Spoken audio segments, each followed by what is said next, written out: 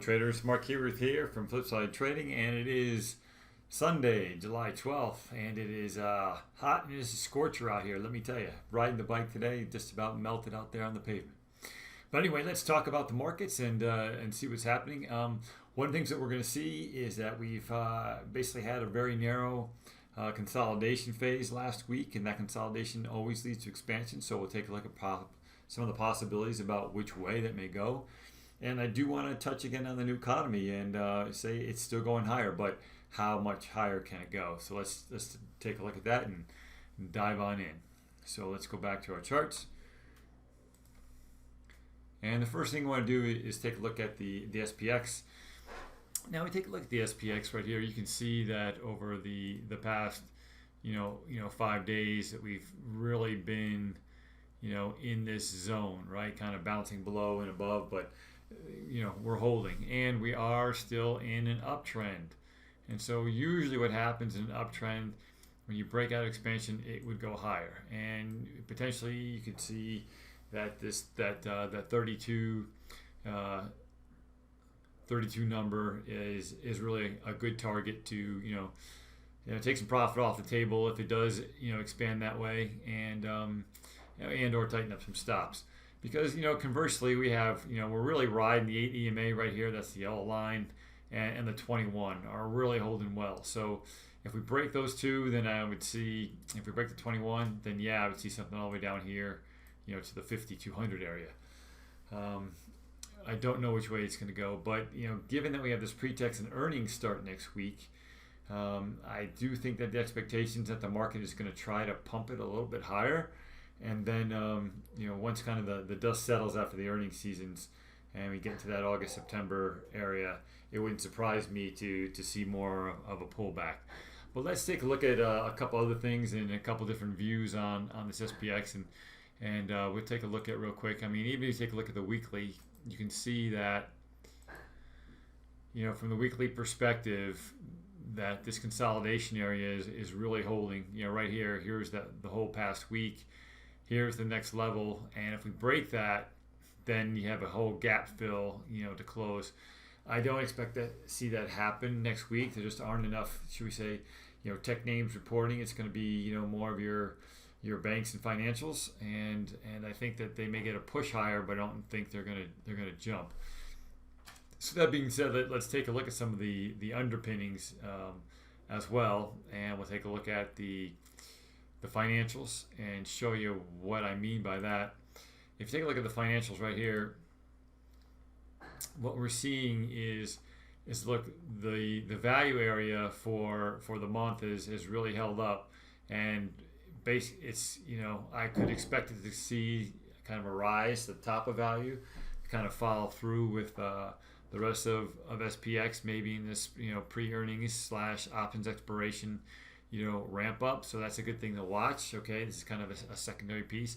See if financials keep supporting any move upwards, and or if we break value downwards, right? We have this VPOC right here at 2203.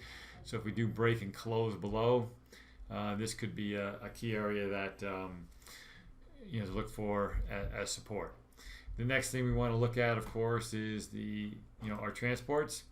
And our transports right here, you can see that we're in the squeeze. We've kind of pulled back.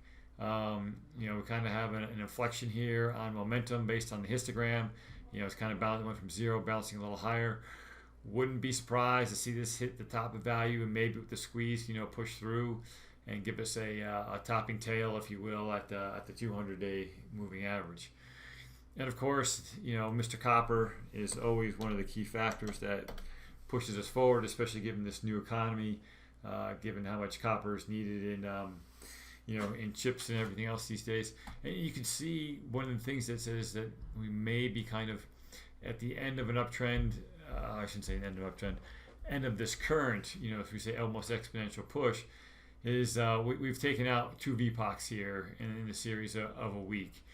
Can it go higher? Yes, obviously the market can go higher, but probability may say that we've had this great almost parabolic run, moving up, right here.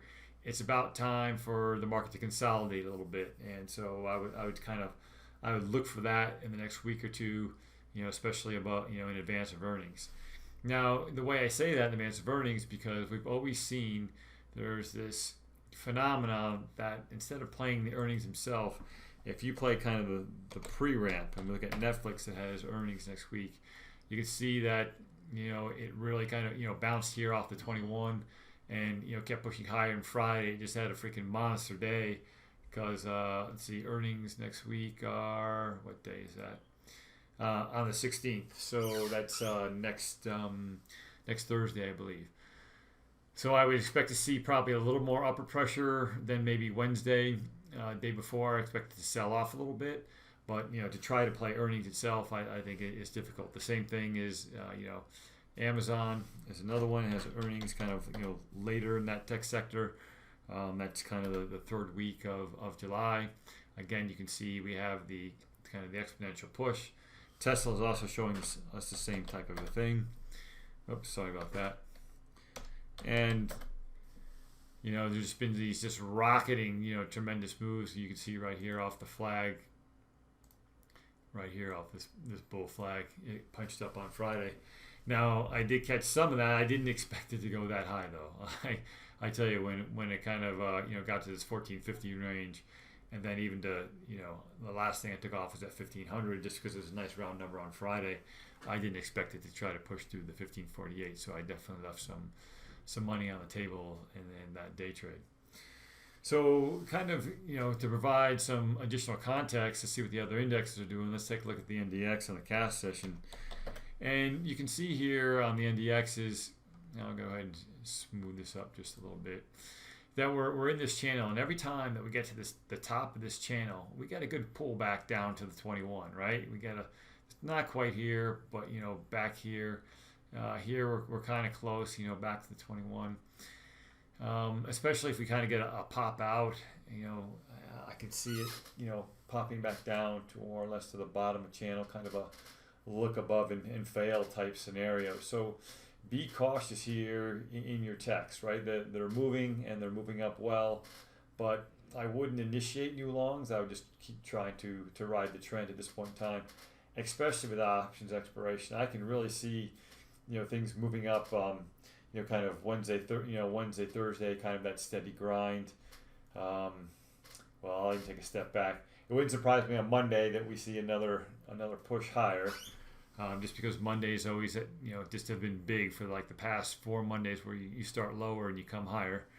And, through Wednesday, Thursday, and then on options expiration, I can see kind of some max pain being, inflicted to maybe start a little bit of this pullback here to that the 8 or the 21 EMA. So that's kind of what I'm looking for. I don't know if it's going to happen, but I'll be looking for signals in that sense. And again, I'll be looking at our copper, our transports, and of course the financials to see if that's really helping on the SPX.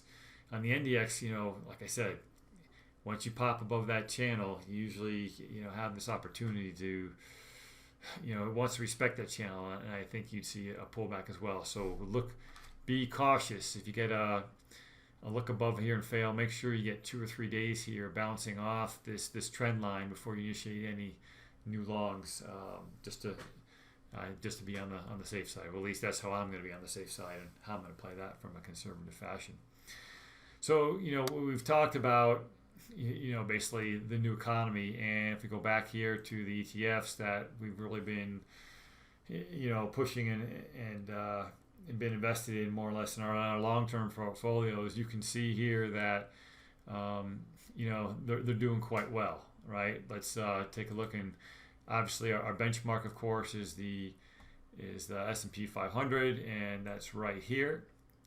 And you can see that the majority of those are above, and energy, right? Our solar energy here in Invesco and iClean, these two things are really pushing harder. This green movement, I think, is going to be a big part of the new economy, along with chips. And you can see, here's our chips here, right? They're going to have to power everything. We started from the internet.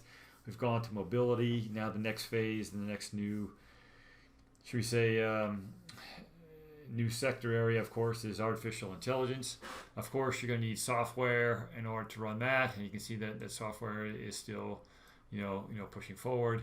The cloud itself is definitely going to be, where the action is going to take place. Why? Because it's cheaper for companies to do that, especially in mixed hybrid situations. It gives them control of their data, but also reduces their overall hardware footprint and gets them up and running, really quickly. These applications, especially you can see, are on the productivity side. Your Teams, your Upworks, those types of applications that are really looking for productivity. And I think that's, when you think of the cloud, I think you have to think about productivity. Taking a look at the long side, when you have productivity and you get those productivity gains, I think that we'll still stay in a deflationary mode, at least for the foreseeable future. When you're in a deflationary mode, that means your financials are going to be somewhat impinged, and I don't see a big break and a push, for those as well. Of course, our internet stocks, right, our FDN are doing well, right, along with our FANGs. Gaming is here. And you're seeing, of course, your technology. Financial did a little bit better here this period. XBI is still up and above. This is for the week. You're kind of, because of COVID and, if you say, the resurgence of new pieces, you're seeing elective surgery start to go down. And I think that's why you're starting to see your medical devices here at IHI, starting to consolidate and move sideways a little bit, and the same thing with your biotechnology stuff. I really think that the XBI is going to outperform the IBB longer term, just because it's not overall index weighted in this sense. It really does kind of equal weights, and it is targeted more toward your smaller, I'll say more nimble, I'll say, and your faster growing biotechs. And I think that biotechs, you talk about vaccines, I think that they're going to kind of, you look at mRNA and all the RNA type approaches toward a vaccine or any type of amelioration of the virus, or let's call it a treatment, if you will. I think it's going to get started in these smaller ones, and you're going to see kind of an M&A acquisition piece and/or kind of partnerships in order to get the production and the distribution done with your larger biotechs. Vertex and mRNA are a good example of that. iRobot did take a dip, right? Our overall, but that's kind of the only one I get. That has to happen at some point in time. Everything doesn't go straight up. But even your XLV, you're not terribly underperforming. I mean, the one that you are underperforming is energy. Energy is only here as a placeholder to really show you how, should we say, the new energy economy is taking a good toehold and is really growing and moving forward, versus your conventional, oil-based energy. I think that you're not going to see a lot of new investment in there in the near term. In the future, I think that you're going to see oil really bounce between that $40 and $50 range, for the rest of the year. I mean, here we are already in the driving season, and oil is just bouncing around that $40 level. So unless something happens on the global stage to destabilize the region, I really don't expect it to move much higher. So, there you have it, right? Take a look next week. Look for kind of a grind higher, maybe a look above, and then a pullback, especially in your techs. If you do get those kind of that look above, especially in the NDX, take some profits and/or, tighten your stops. If it does look above, make sure it closes probably 1 or 2 days above that channel before initiating new longs. I think that's what I'll be doing. And, be careful out there, right? The market is at an all-time high, near all-time high, especially in the NASDAQ. Just from agility to the market, there's a lot of uncertainty there on how we're going to deal with, the increasing COVID cases. So, be smart, be fruitful, and we'll catch you on the flip side.